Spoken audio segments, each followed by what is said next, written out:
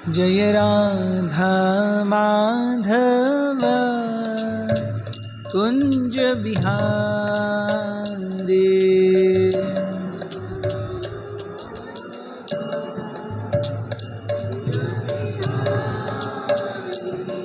जय गोपी जन वल्लभा गिरिवर धारे।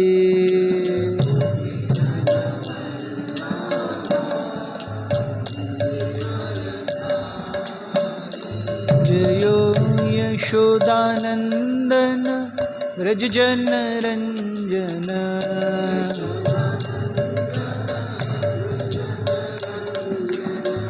यशोदानंदन व्रज जन रंजन।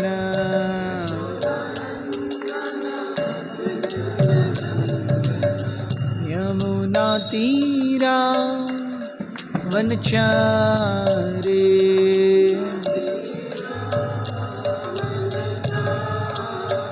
यमुना तीरा वनचारे।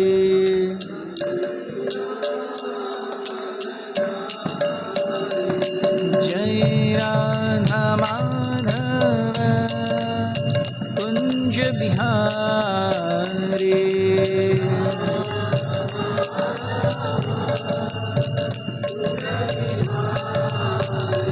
जय राधा माधव कुंज बिहारी।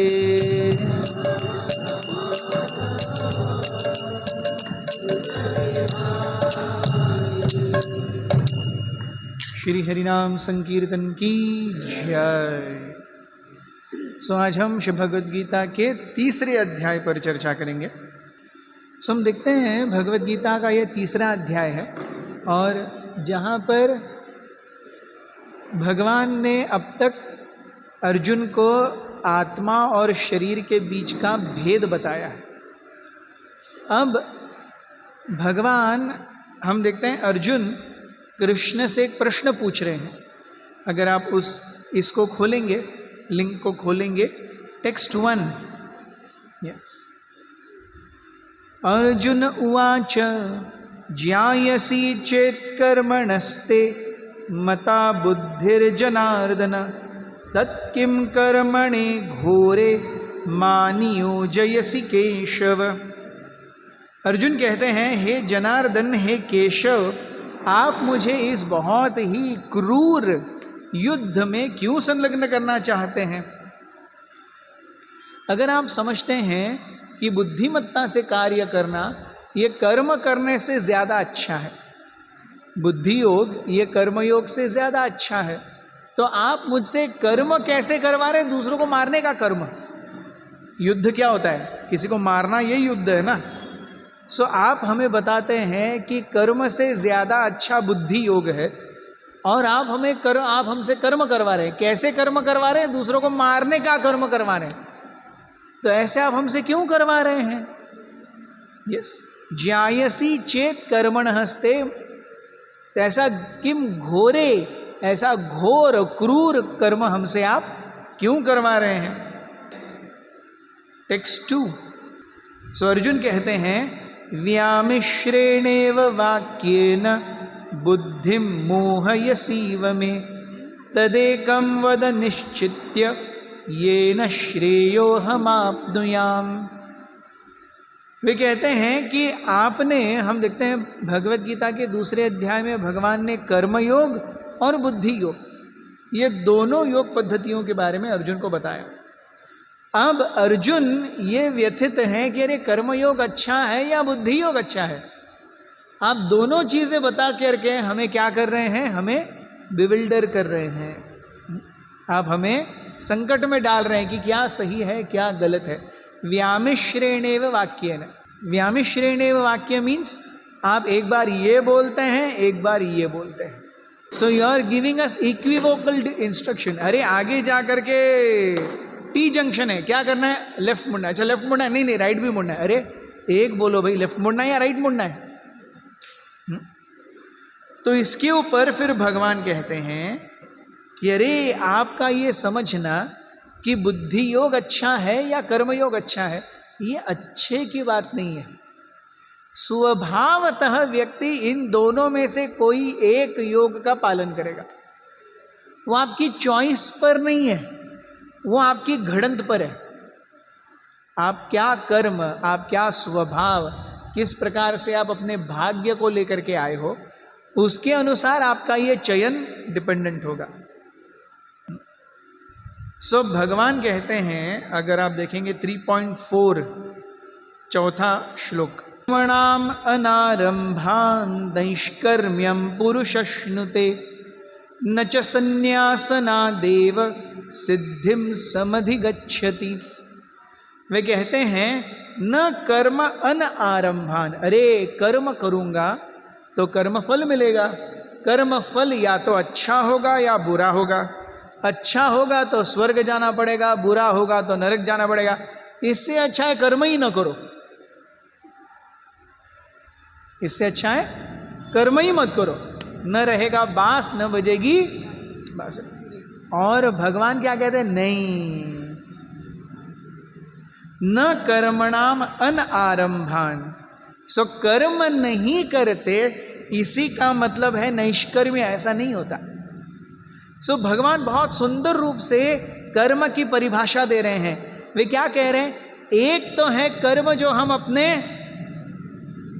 दो प्रकार के इंद्रिय हैं, कर्मेंद्रिय और ज्ञानेंद्रिय। यस, ज्ञानेंद्रिय 5, आँख, नाक, कान, त्वचा और जीभ। इससे हम बाह्य जगत से अपना संबंध स्थापित करते हैं। यस, यह है ज्ञानेंद्रिय। और 5 कर्म इंद्रिय, हाथ, पैर, जिह्वा। फिर से जिह्वा दोनों जगह है। ज्ञानेंद्रिय के रूप में जिह्वा टेस्ट करती है और कर्मेंद्रिय के रूप में जिह्वा बोलती है। सबका दो कार्य करती है, ज्ञान का भी कार्य करती है और कर्म का भी कार्य करती है। और फिर गुदद्वार और शीश्न, जहाँ से प्रजनोत्पादन होता है और मलमूत्र विसर्जन होता है। सो ये 5 ज्ञानेंद्रिय और कर्मेंद्रिय, ये तो हो गया बाह्य रूप से। इसको छोड़ करके 11th इंद्रिय है मन। सो हम अगर शरीर से कुछ नहीं कर रहे लेकिन मन से उन चीजों के बारे में सोच रहे हैं, तो ये केवल समय की बात है कि मन से सोची हुई चीजें हम शरीर से भी करेंगे ही करेंगे। ये बहुत सुंदर चीज भगवान यहां पर बता रहे हैं। भगवान क्या कहते हैं, फिर से श्लोक पढ़ेंगे, न कर्मणाम अन आरंभान नैष्कर्म्य पुरुषोष्णुते। सो केवल कर्म नहीं करूंगा इसका मतलब नैष्कर्म्य ऐसा नहीं है। और फिर वो कहते हैं न च संन्यासनादेव सिद्धिम समधिगच्छति। केवल संन्यास लेने से सिद्धि मिलती है ऐसा नहीं है। केवल कर्म न करने से नैष्कर्म्य होता है और केवल संन्यास लेने से सिद्धि प्राप्त होती है ऐसा नहीं है। ये हमें बहुत महत्वपूर्ण चीज कर्म के ग्रंथि की समझनी होगी। क्यों, इसका उत्तर वो हमें अगले श्लोकों में देते हैं। 3.6 तीसरा अध्याय 6ठा श्लोक, कर्मेन्द्रियाणि संयम्य य आस्ते मनसा स्मरन् इंद्रियार्थान् विमूढ़ात्मा मिथ्याचारः स उच्यते। सो ये भगवान बहुत सुंदर हमें उपदेश दे रहे हैं कि कर्म इंद्रियानि संयम्य, कर्म इंद्रियों को मैंने संयमित कर लिया, ज्ञान इंद्रियों को संयमित कर लिया, लेकिन अभी भी क्या चीज मन में काबू में नहीं है, मन काबू में नहीं है। यस, सो शास्त्र शरीर में 11 इंद्रियां बताते हैं, 5 कर्मेंद्रिय, 5 ज्ञानेंद्रिय और 11वां मन। तो अगर हम ज्ञानेंद्रियों को और कर्मेंद्रियों को भी वशीभूत कर लें, लेकिन अगर मन वश में नहीं है तो क्या है, मिथ्याचारः स उच्यते। यस, मिथ्याचारः स उच्यते। सो ऐसे जैसे सामने से बड़े महान नेता की इमेज बना करके रखी है और पीछे से लोगों से केवल करोड़ों में खा ही रहा है वो। सामने से एकदम सफेद कुर्ता, कहीं दाग भी नहीं दिखेगा, एकदम टोपी, गांधी जी की जय, हर 26 जनवरी और 14-15 अगस्त को सबसे पहले तिरंगा, लेकिन पीछे से क्या चल रहा है? राम नाम जपना, पराया माल अपना। तो ये क्या है? ये भगवान कहते हैं ये मिथ्याचार है, ये कार्य सही नहीं है। सो बहुत सुंदर रूप से भगवान हमें कर्म की परिभाषाएं दे रहे हैं। कर्म केवल, अरे मैं किसी को मन में गाली देता रहूंगा, मैं सामने से कुछ नहीं बोल रहा, मैं केवल मन में गाली दे रहा हूं। It is only A what you से पैसेज ऑफ टाइम, कि हम जो मन में गाली दे रहे हैं वो वाचा से भी देंगे ही देंगे। And only a passage of time, की वाचा से गाली देते रहेंगे तो कभी तो उसको चाटा या गुस्सा मारी देंगे। ये नेचुरल कॉन्कॉमिटेंट फैक्टर्स हैं।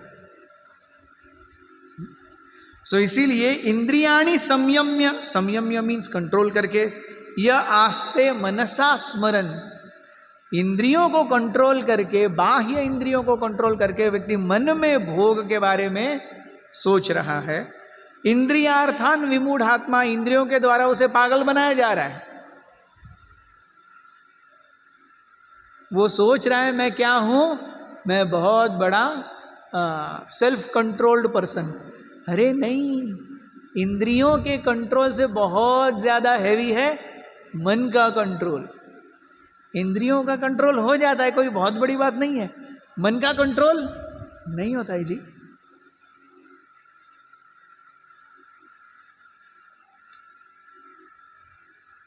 सो इसीलिए हम देखेंगे किसी भी योग पद्धति में सबसे पहले जो 2 इंस्ट्रक्शन, जो first does in any yoga है शम और दम। दम मीन्स इंद्रिय निग्रह, शम मीन्स मन निग्रह। सो जब तक मन और इंद्रियों का निग्रह नहीं करेंगे योग शुरू ही नहीं होता है। सो हर प्रकार की योग पद्धति में सबसे पहले क्या सिखाया जाता है? जैसे स्कूल में जाएंगे तो ए से जेड और अ से ह तक नहीं सीखा, क्षेत्रज्ञ तक नहीं सीखा, तो स्कूल क्या ही गया। Can you believe a student says I am in 10th standard and he cannot write A? Is that okay?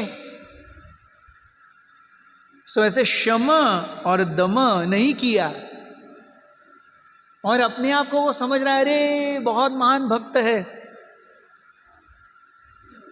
Not okay. Yes. सो किसी भी योग पद्धति के सबसे प्रथम 2 आधारभूत बिंदु है कि ना। हम देखते हैं घर का जो दरवाजा होता है उसमें 3 हिंजेस होते हैं, कभी कभी 2 होते हैं, 3 होते हैं। वैसे ही जो योग का द्वार है वो इन 2 हिंजेस पे है, शम और दम। ये शम और दम के हिंजेस को हमने जब तक यूज नहीं किया तब तक योगिक जीवन का द्वार खुलता ही नहीं है। फिर आप कुछ भी कर लीजिए।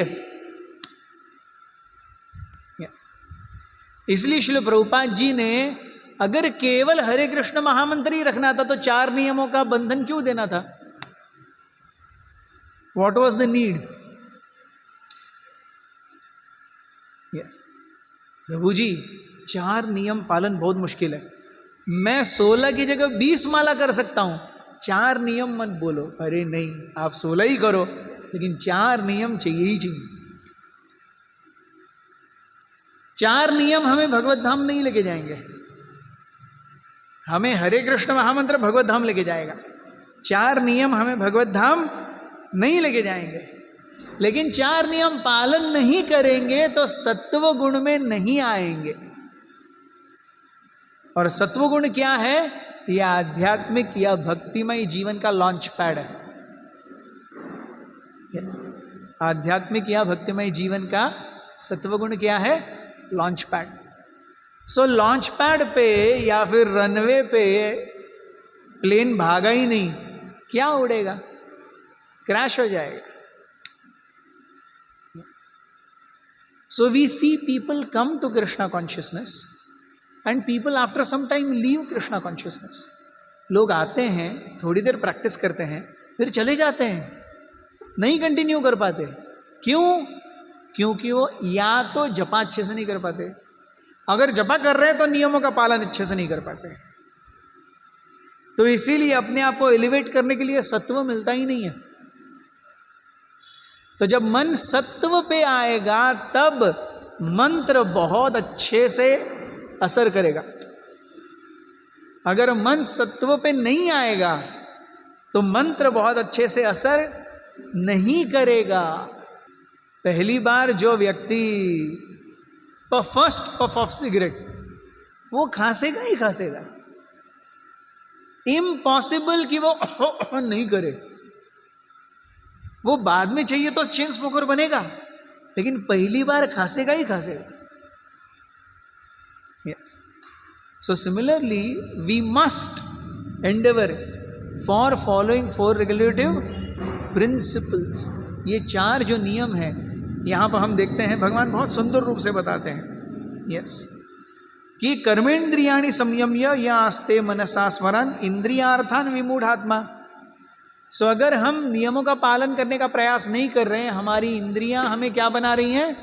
मूर्ख बना रही है। इंद्रियान विमूढ़ आत्मा। इट इज एग्जैक्टली लाइक मैं स्कूल में जाता हूं, घर में आके टेबल के सामने तो बैठता हूं, लेकिन मार्क्स मम्मी हमेशा 40 आते हैं 100 में से। अरे मेरा बेटा तो रोज 4 घंटे टेबल के सामने बैठता है। टेबल के सामने बैठना मतलब पढ़ाई करना नहीं होता। पढ़ाई बहुत अलग चीज है और टेबल के सामने बैठना बहुत अलग चीज है। यस, टेबल के सामने बैठना is only a posture so that आप अच्छे से पढ़ाई कर पाए। पढ़ाई अलग है। उसी प्रकार 4 नियमों का पालन महत्वपूर्ण है, यू कैन नेगेट इट। वो करेंगे तब हरे कृष्ण महामंत्र अच्छे से ले पाएंगे, वरना हरे कृष्ण महामंत्र भी अच्छे से नहीं ले पाएंगे। इसके विपरीत वे कहते हैं श्लोका 7, हम जो तक 6 श्लोका देखा उसका ठीक अगला, यस्त्विन्द्रियाणि मनसा नियम्याभर रभते अर्जुन कर्मेन्द्रियै कर्मयोगम असक्तः स विशिष्यते। On the other hand, if a sincere person tries to control the active senses by mind and begins karma yoga, action in Krishna consciousness without attachment, he is by far superior. Yes. So if a sincere person tries to control active senses, so यहाँ पे ये बहुत महत्व, यहाँ पे सबसे महत्वपूर्ण कौन सा शब्द है? तो इस पूरे ट्रांसलेशन में एक बहुत महत्वपूर्ण शब्द है। कौन सा है? ट्राइज।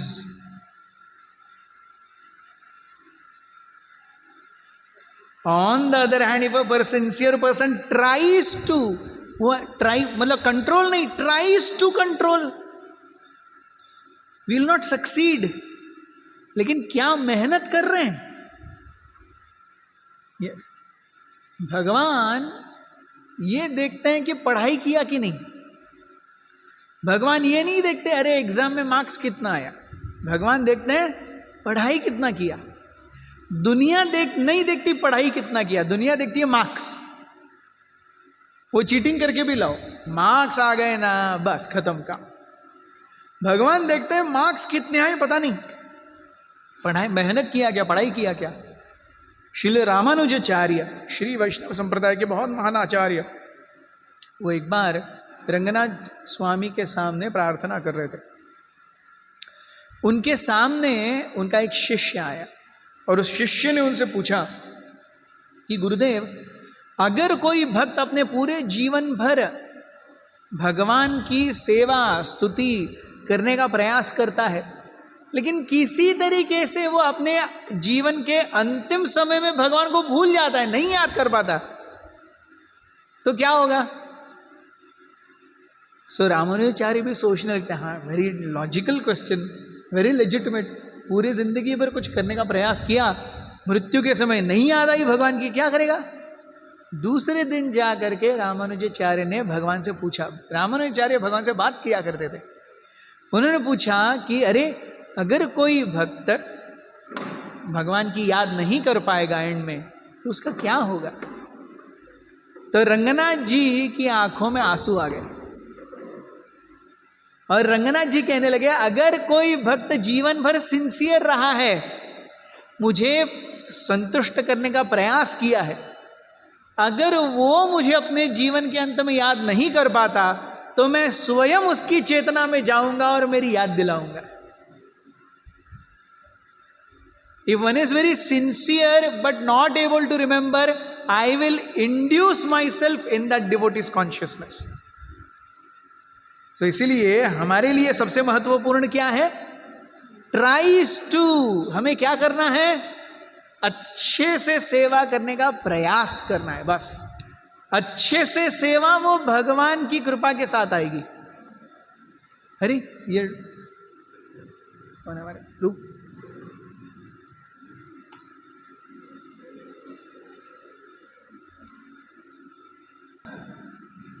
एंड में 4 वर्ड्स क्या है? 4-5 वर्ड्स। कार्य कैसे करना है? Without attachment, without attachment. Yes, what is the simplest way to understand what is attachment? रास्ते पर का कोई व्यक्ति दारू पी के जा रहा है, हमको कुछ लगता है क्या? लेकिन हमारा कोई फ्रेंड, भाई, पति, यस, ये दारू पी के जाए तो हमको लगेगा कि नहीं? That is attachment.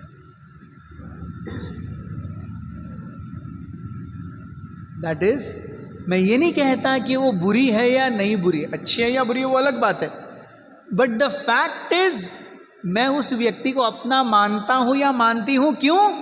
इस शरीर के आधार पर।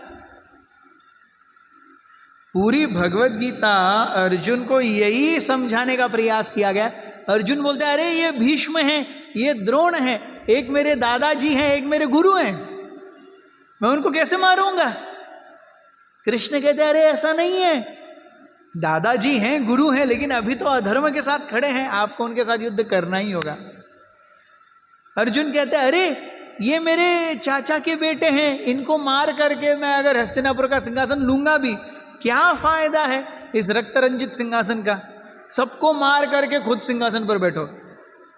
यस, कृष्ण कहते हैं, अरे ये रक्त रंजित नहीं होगा, आपको अपना कर्तव्य करना है, आपको अपना धर्म निभाना है। उस धर्म का रिजल्ट क्या होगा? Don't think. कई बार जिंदगी में भगवान की अनुमतियों को मानने के लिए अपने मन के विरुद्ध जाना पड़ता है।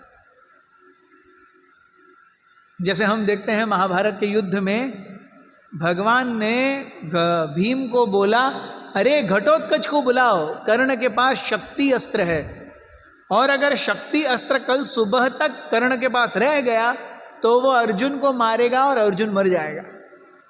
अब भीम के पास ऑप्शन है, देखो कि अपना बेटा बुलाना है और बेटे को मरवाना है, जानते हैं कि मरेगा, फिर भी बेटे को बुलाना है, या तो फिर दूसरे दिन अपने भाई को मरते हुए देखना है। अब क्या धर्म संकट है, इधर कुआं है, इधर खाई है। मतलब भाई को भी कोई नहीं मरता देखना चाहता, बेटे को भी कोई नहीं मरता देखना चाहता। वो भगवान को पूछते हैं क्या करना चाहिए, भगवान बोलते हैं बेटे को बुलाओ। भीम भगवान को बेटे को बुला देते हैं और अपने सामने अपने बेटे को मरता हुआ देखते हैं। सोचिए क्या वैष्णव हैं ये, अपने बेटे को मरते हुए देखना is not an easy thing. Devaki को भगवान कृष्ण को जन्म देने से पहले अपने 6 बेटों को अपने आंखों के सामने मरते हुए देखना पड़ा। मतलब क्या माँ होगी जो अपने 6 बेटों को, मतलब ऐसे बच्चे को लेके ऐसे पत्थर के ऊपर फाट करके उसका सर तोड़ा है, एक उस दिन जन्मे शिशु को ऐसे कंस ने मारा है। तो कृष्ण को जीवन में प्राप्त करना आसान नहीं है। यस, कृष्ण को जीवन में प्राप्त करना आसान नहीं है, लेकिन क्या हम प्रयास कर रहे हैं? यस, ये महत्वपूर्ण है। So he is very superior who tries at least. Yes. If a sincere person tries to control the active senses by mind and begins Krishna consciousness without attachment, तो हम अपने व्यक्तियों के प्रति आसक्त होते हैं, हम अपने सेवा के प्रति भी आसक्त होते हैं, होते कि नहीं होते? यस। इतनी बार मैंने रंगोली बनाई अच्छे से, इस बार कोई और आ गया तो मेरे को पूछा ही नहीं, किसी और माता जी को दे दिया रंगोली बनाने के लिए। क्या है ये, अब से आगे मैं रंगोली बनाऊंगी ही नहीं। इतनी बार मैंने प्रसादम स्पॉन्सर किया, इस बार मेरे को पूछा ही नहीं। क्यों? उनका तो हो गया, किसी और ने उनको पैसे दे दिए, मेरे पास आए ही नहीं, अगली बार से मैं डोनेशन दूंगा ही नहीं।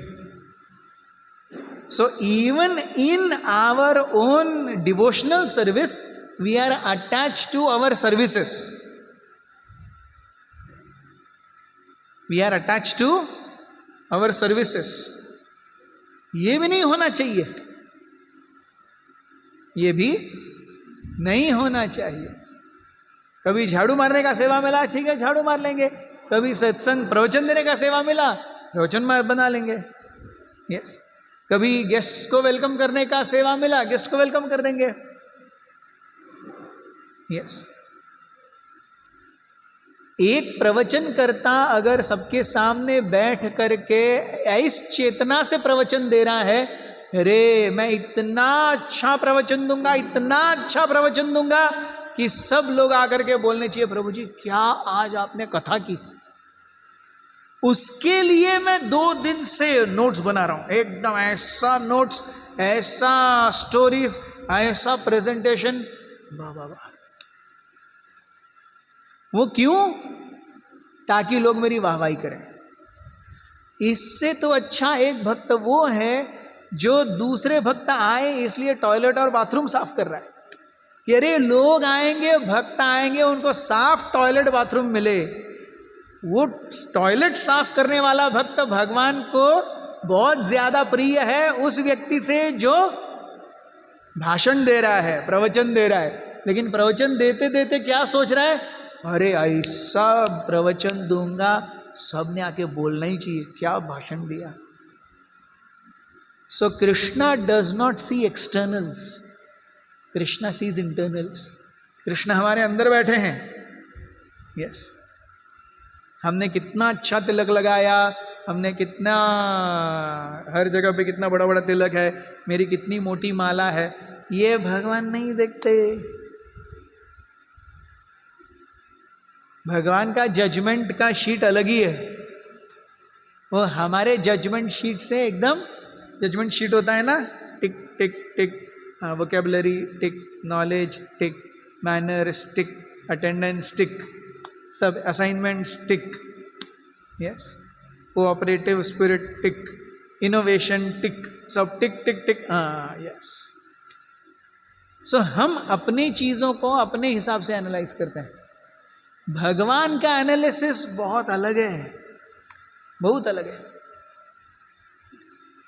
चतुर्थ स्कंद में श्रीमद् भागवत के पृथु महाराज की कथा आती है। पृथु महाराज ये 100 अश्वमेध यज्ञ करने का प्रण लेते हैं, और हम जानते हैं शास्त्रों के अनुसार कि इंद्र बनने के लिए जो क्वालिफिकेशन है वो है 100 अश्वमेध यज्ञ। अगर कोई व्यक्ति 100 अश्वमेध यज्ञ करेगा, उतना पुण्य उसके पास आ जाएगा, तो वो इंद्र के पद पर बैठने के लिए उपयुक्त हो जाता है। सो जैसे ही पृथु महाराज के 99 खत्म हुए, इंद्र ने 100वें यज्ञ में पृथु महाराज को बहुत तकलीफ दी। घोड़ा ही चुरा करके लेके जाते थे, अश्वमेध का घोड़ा होता है ना, सो वो घोड़ा ही चुरा करके लेके जाते थे। और अरे कहाँ गया कहाँ गया। एक बार जब यज्ञ करने बैठे हुए हैं, घोड़ा वहां पर है, पोल से बंधा हुआ है। इंद्र एक साधु के रूप में आए, साधु का वेश लेकर के आए, गेरुए डाल करके, जटा माला अलख निरंजन लेके घूमते घूमते, और उन्होंने कहा मुझे ये क्या चाहिए, घोड़ा चाहिए। अब एक साधु, एक ब्राह्मण की विनती कैसे अस्वीकार कर सकते हैं। उन्होंने खोल करके दे दिया। इंद्र जाने लगे, भागने लगे प्रैक्टिकली। तो उस समय बृहस्पति जो यज्ञ कर रहे हैं बोलते अरे वो देखो इंद्र भाग रहा है। इंद्र वो तो साधु है। नहीं नहीं वो साधु नहीं है, वो इंद्र है। तो पृथु महाराज अपने बेटे को भेजते, अरे जाकर के उससे घोड़ा लाओ। पृथु महाराज ने इतना सुंदर क्या कहते हैं संस्कार दिए अपने बेटे को। वो नंगी तलवार लेके जाते हैं, उनको पता है ये इंद्र है, फिर भी साधु के ऊपर आक्रमण कैसे करूं, वो वापस आ जाते हैं। मैं साधु के ऊपर आक्रमण नहीं कर सकता। फिर बृहस्पति बोलते अरे जाना ही पड़ेगा।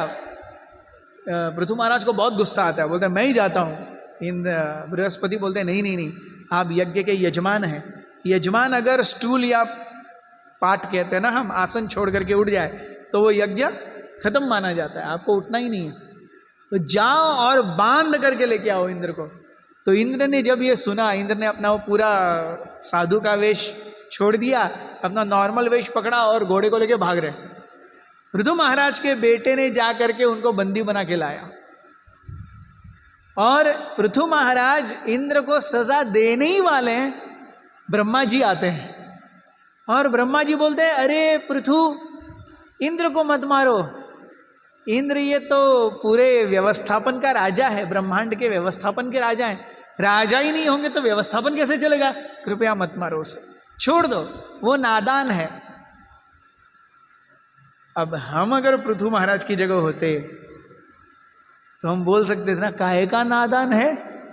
4 बार घोड़े को चुराने वाला व्यक्ति नादान है?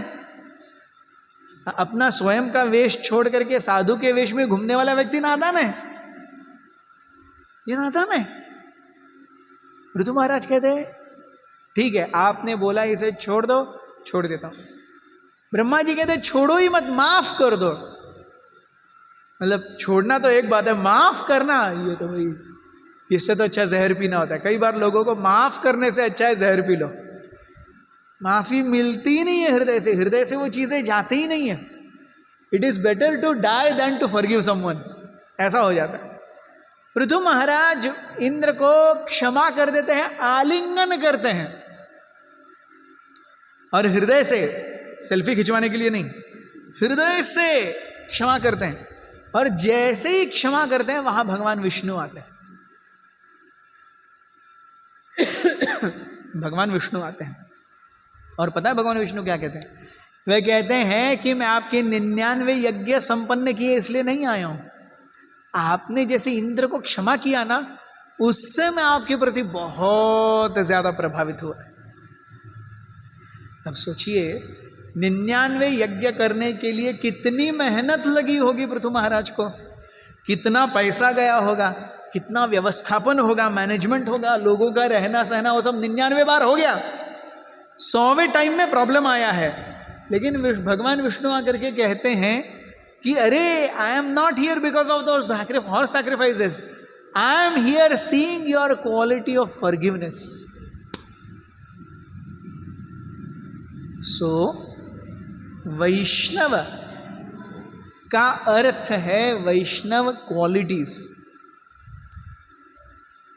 और हम ये नहीं कह सकते कि अरे मैं माला कर रहा हूं तो मैं भक्त हूं लेकिन स्वभाव मेरा वैसे ही रहेगा, ऐसे नहीं हो सकता। समझ रहे हैं ना? मैं माला कर रहा हूं तो मैं भक्त हूं, मुझे मेरे स्वभाव पर ध्यान देने की जरूरत नहीं है।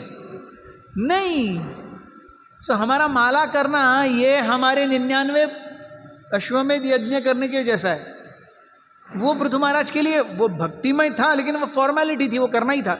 वैसे ही कई बार हमारे लिए हमारी माला फॉर्मेलिटी बन जाती है। अरे अभी दीक्षा ले ही ली है, डैश दास और डैश दासी नाम आ ही गया है तो 16 तो खींचना ही पड़ेगा। Yes, that will not please Krishna.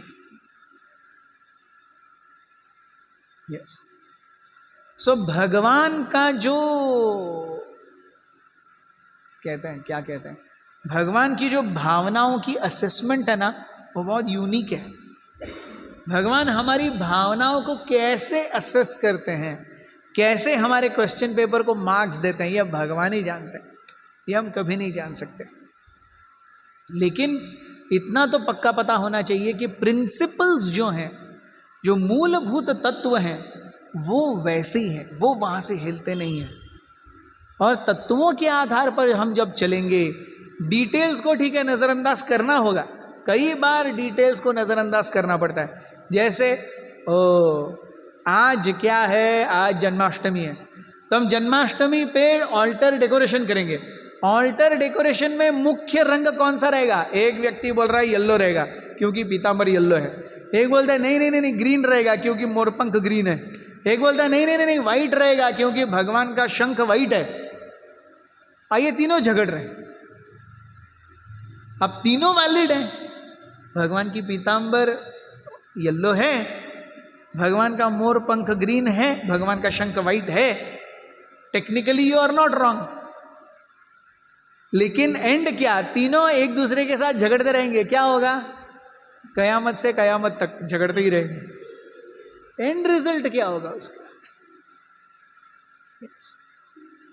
सो जब भी अनबन होती है, जब पर मेजॉरिटी गड़बड़ छोटी छोटी चीजों को लेके होती है, बड़ी चीज को लेके कभी कोई गड़बड़ नहीं होगी। आप देखिए, यू मार्क इट, जितना भी क्लेश है जीवन में वो छोटी छोटी चीजों को लेकर के है, और वो छोटी छोटी चीजें पाइलअप हो गई है, इसलिए क्लेश है। किसी बड़ी चीज को लेकर के क्लेश नहीं होता है, वो बहुत रेयर है। सब कार्य तो करना ही होगा। कार्य कैसे करना होगा? बिना अटैचमेंट के, बिना आसक्ति के। तो ये बिना आसक्ति वाला कार्य कैसे होता है, इसे भगवान यज्ञ के रूप में डिफाइन करते हैं। बिना आसक्ति वाला यज्ञ, बिना आसक्ति वाला कार्य यज्ञ है। सो टेक्स्ट 9, यज्ञार्थात् कर्मणोऽन्यत्र लोकोऽयं कर्म बंधनः तदर्थं कर्म कौन्तेय मुक्त संग समाचरः। कार्य किसके लिए कीजिए? कार्य केवल भगवान के लिए कीजिए। यज्ञ अर्थात कर्मणः, कर्म किसके लिए हो? भगवान की सेवा के लिए। अन्यत्र लोको अयम कर्म बंधनः, अगर हम भगवान को छोड़ करके किसी और के लिए या अपने लिए कार्य करेंगे तो कर्म बंधन में फंस जाएंगे। अगर हम भगवान के लिए कार्य कर रहे हैं तो कर्म बंधन में नहीं फंसेंगे। सिंपल लॉजिक है। यस, आप अगर भगवान के लिए कार्य, तो भगवान के लिए क्यों कार्य करें? क्योंकि सब कुछ भगवान से ही आ रहा है। हमारा शरीर भी भगवान से आ रहा है, जो अन्न उग रहा है वो भी भगवान से आ रहा है, पानी, हवा, सब कुछ भगवान से आ रहा है। तो इन सब का उपयोग करके हम जो कार्य करते हैं वो किसके लिए होने चाहिए? यस। अगर ये शरीर और मन, बुद्धि, अहंकार सब भगवान ने दिए है ना। हमको आने से पहले कोई पूछा गया था सुपर स्टोर में जा करके, मैक्सन्स या विशाल मेगा मार्ट में, ये देखो, ये 36 प्रकार के मन हैं, ये 45 प्रकार की बुद्धियां हैं और ये 64 प्रकार के अहंकार है, कौन सा चाहिए? ऐसा पूछा था? नहीं, कुछ नहीं पूछा था। स्त्री होना है, पुरुष होना है, गुड़ी में जन्म लेना है या केपे में जन्म लेना है या मडगांव में जन्म लेना है, यस, या लंदन या इस बार न्यूयॉर्क ट्राई करेंगे, ऐसा कुछ पूछा था? कुछ नहीं पूछा था। कौन से घर में जन्म लेना है, ब्राह्मण में, क्षूद्र में, कौन से कुल में लेना है, पूछा था? किसी ने नहीं पूछा। These are all pre decided, ये हमारे कर्मों के अनुसार होता है।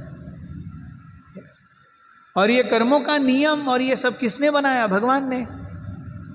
तो अगर हम कर्म कर रहे हैं और कर्म के बाद कर्म फल को हम अपना मानते हैं, इट इज एग्जैक्टली लाइक एक व्यक्ति, क्या कहते हैं, सिंपल फैक्ट्री में रॉ मटेरियल डालता है और जितना फिनिश प्रोडक्ट आ रहा है सब का सब वो अपने बक्से में लेके जाके बेच रहा है बाहर।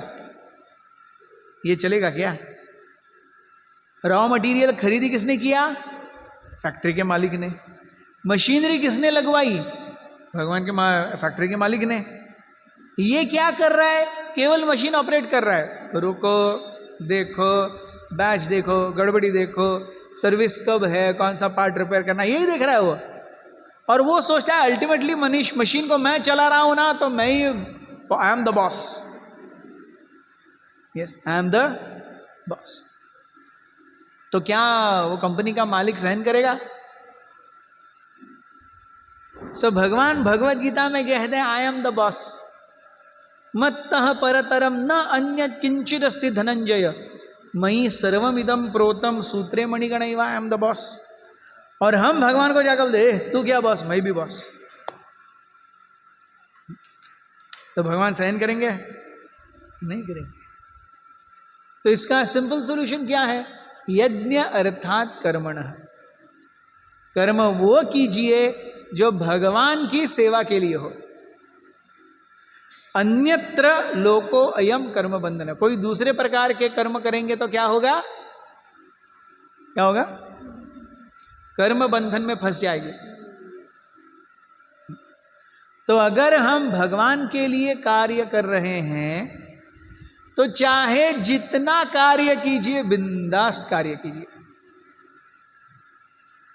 लेकिन खुद के लिए कार्य करना है तो बहुत फूंक फूंक करके कार्य कीजिए। मैं आपको सुंदर एक कथा बताता हूं चैतन्य महाप्रभु की।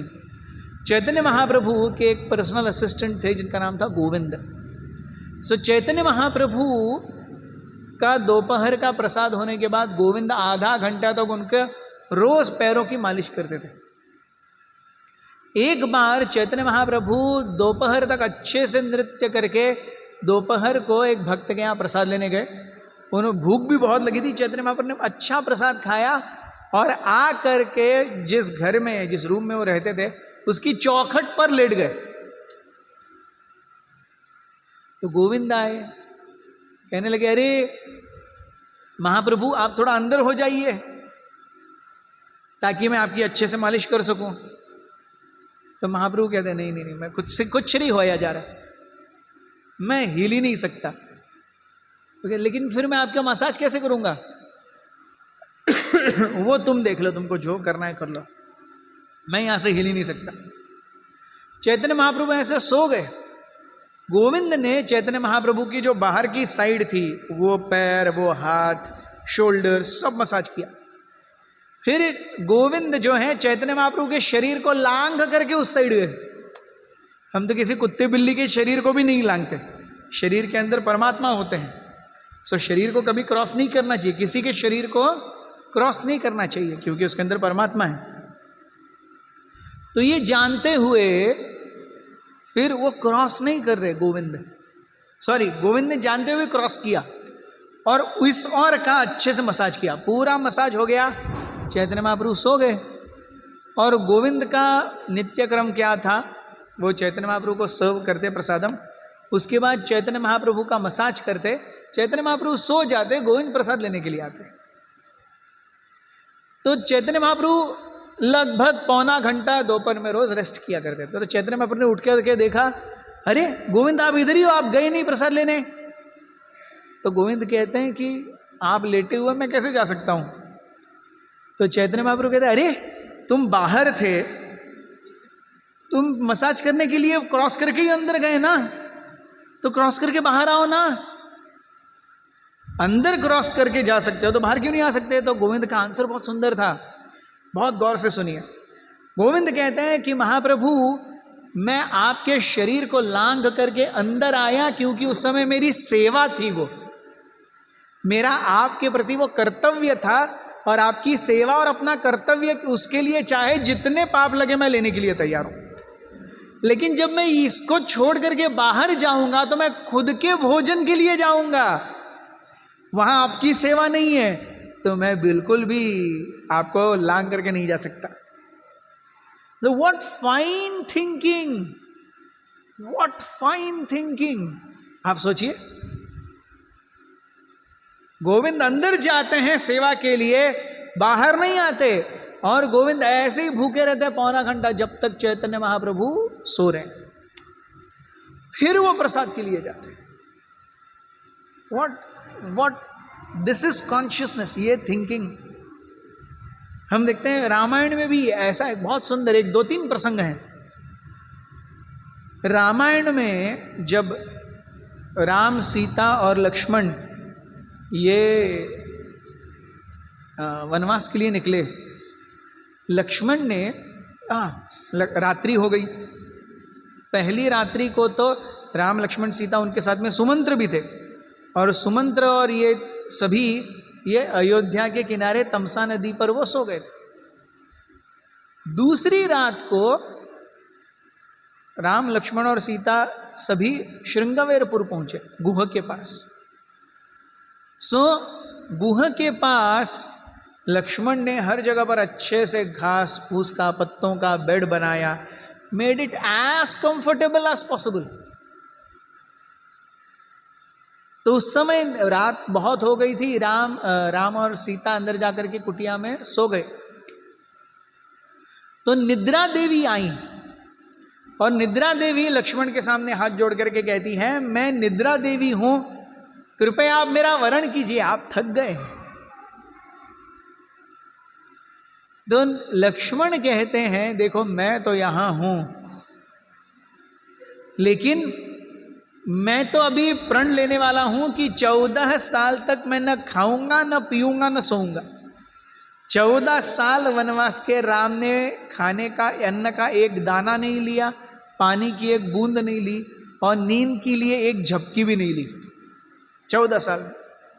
तो लक्ष्मण कहते हैं, लेकिन मेरी पत्नी मेरे वियोग में और मेरी मां मेरे वियोग में बहुत ज्यादा दुखी हैं, आप उन्हें जा करके उनकी सेवा करो, उनको नींद दे दो। तो निद्रा देवी आती है किसके पास? सुमित्रा के पास। सुमित्रा के पास आकर के कहती है, मुझे लक्ष्मण ने भेजा है आपकी सेवा के लिए। तो सुमित्रा बहुत क्रोधित हो जाती हैं, कहती कि आप वापस जाओ, और द फैक्ट इज उसने मेरा, अपनी माँ का और अपने पत्नी का ध्यान ख्याल किया है, मतलब उतने पार्ट में राम और उनकी सेवा नहीं है, तभी तो हम हैं। तो सुमित्रा कहती है, लक्ष्मण को बोलो हमारा अस्तित्व निकाल ले, और वो जितना जगह बताए उससे भी राम की सेवा के लिए कुछ प्रयास करें। That is what Sumitra says. तो निद्रा देवी पूरी हिल जाती हैं, ये सुमित्रा कहती हैं। फिर निद्रा देवी आती हैं उर्मिला के पास, जो कि लक्ष्मण की पत्नी है। सो उर्मिला को आकर के निद्रा देवी कहती है, मुझे लक्ष्मण ने भेजा है, और आपकी मां ने भी ये करने से मना कर दिया है। तो Urmila with great gratitude thinking कि अरे मेरे पति ने नहीं स्वीकार किया, मेरी सास ने नहीं स्वीकार किया, इतनी महान वैष्णवी है, हर जगह घूम रही है, अच्छा नहीं है। तो वो कहती है, ठीक है मैं ये कर लेती हूँ, आपको एक्सेप्ट कर लेती हूँ। तो रात में उर्मिला अपने लिए सोती थी, और दिन में उर्मिला लक्ष्मण के लिए सोती थी। 14 वर्ष उर्मिला ने सो करके गुजारे, लेकिन वो भी सेवा में। ऐसी सेवा कितनी अच्छी है ना। प्रभु जी मैं सेवा ही सेवा करूंगा। क्या करोगे भाई? 14 साल प्रभु जी सोऊंगा। आप प्रचार करो, आपको पूरी छूट, यस आपके हिस्से का मैं सोऊंगा। So Urmila slept. So we see how fine sentiments, कितने फाइन सेंटिमेंट्स। हाल ही में युद्ध चल रहा है, युद्धकांड रामायण का, तो इसमें भी आज या कल में हमने वो कथा बताई कि जब लक्ष्मण को ब्रह्मास्त्र लगता है, राम को ब्रह्मास्त्र लगता है, दोनों अचेतन हो जाते हैं, और सुषेण जो कि वानरों के मुख्य डॉक्टर हैं, वो हनुमान जी को कहते हैं, देखो देखो ये 4 क्या चाहिए, 4 जड़ी बूटियां चाहिए, मृत संजीवनी, शल्यकर्णी, सुवर्णकर्णी और समधिनी। मृत संजीवनी मरे हुए लोगों को जिंदा करने के लिए, शल्यकर्णी उनके घावों को निकालने के लिए, दुरुस्त करने के लिए, सुवर्णकर्णी उनके अंगों का कांति को, घाव भरने के लिए बहुत अच्छे से, और फाइनली समधिनी फ्रैक्चर के लिए, जॉइंट। यस। सो हनुमान जी जाते हैं, और कहाँ मिलेगा? ओ ये सारी चीज़ें आपको द्रोणाचल पे मिलेंगी। हनुमान जी जाते हैं द्रोणाचल को वापस लेके आ रहे हैं, तभी हनुमान जी नीचे गिरने लगते हैं। गिरने के बाद देखते हैं मैं कहीं तो ऐसे ही बहुत हैवी पुल से गिरा हुआ हूं और सामने एक व्यक्ति आ रही है और हनुमान जी देखते हैं अरे ये व्यक्ति एकदम राम जैसी दिखती है, कौन है ये? तो व्यक्ति आकर के कहती है हाउ डेयर, आपकी हिम्मत कैसी हुई इतना बड़ा पहाड़ लेकर के अयोध्या के ऊपर घूमने की? तो हनुमान को चमकता है अयोध्या मतलब ये अयोध्या है, मतलब ये राम के जैसे दिखने वाले भरत ही होंगे। हाँ भरत हैं, हाँ मैं भरत हूं। तो हनुमान जी तुरंत भरत के चरणों में गिर जाते हैं, मैं पवन पुत्र हनुमान हूं, मैं राम का दास हूं। इस समय पे लक्ष्मण की तबीयत अच्छी नहीं है, बहुत खराब है। वो ये नहीं बताते कि राम की तबीयत भी वैसी ही है, क्योंकि भरत राम का वियोग सहन नहीं कर पाते। बोले लक्ष्मण को मुझे जड़ी बूटी लेकर के तुरंत पहुंचना ही होगा।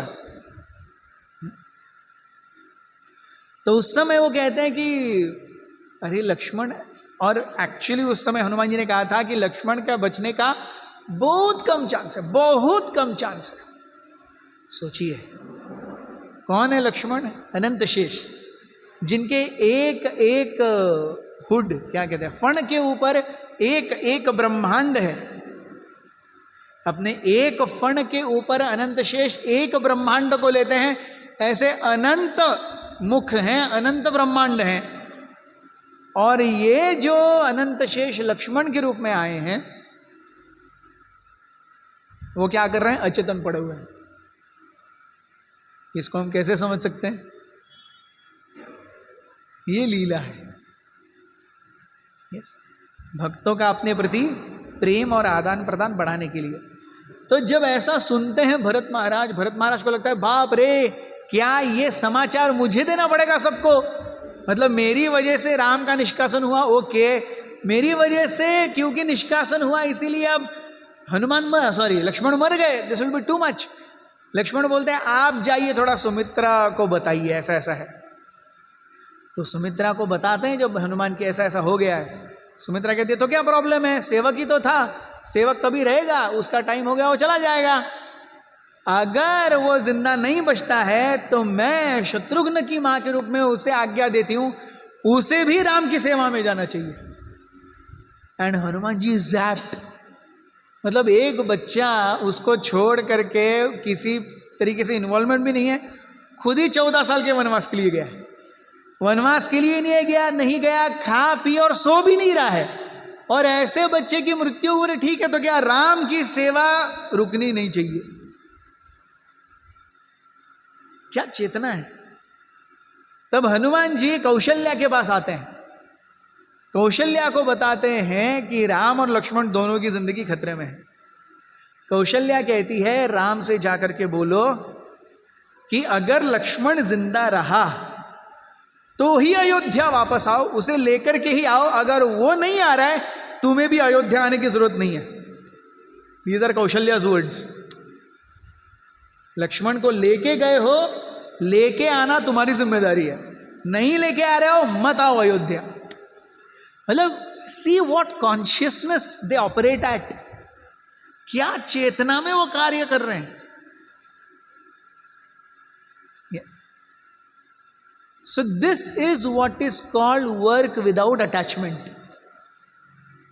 यहां पे मेरा पराया कुछ नहीं है, यहां पे भगवान की सेवा है। सुमित्रा के लिए लक्ष्मण भगवान की सेवा का माध्यम है, वो नहीं है ठीक है मैं अपने दूसरे बेटे को शत्रुघ्न को भी दूंगी, राम की सेवा नहीं रुकनी चाहिए। क्या कॉन्शियसनेस है।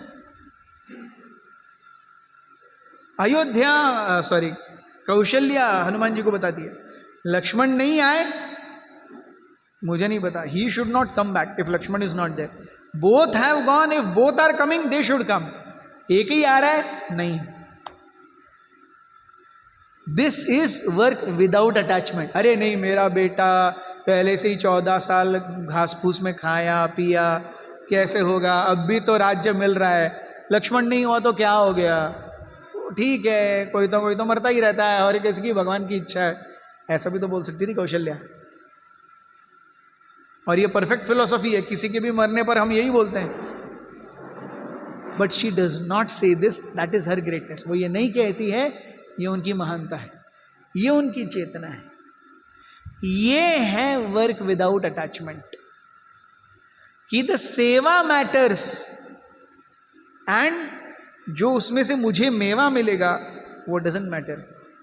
अच्छा, मैं अपने ही लोगों से सब करवाऊंगा या करवाऊंगी, डजंट मैटर, जो है नहीं है, भगवान की सेवा आगे चलती रहनी चाहिए। सो अगली बार हम इसी डिस्कशन को कंटिन्यू करेंगे। 43 श्लोक हैं, हम अब तक 9वें श्लोक में पहुंचे। बहुत बहुत धन्यवाद। हरे कृष्ण।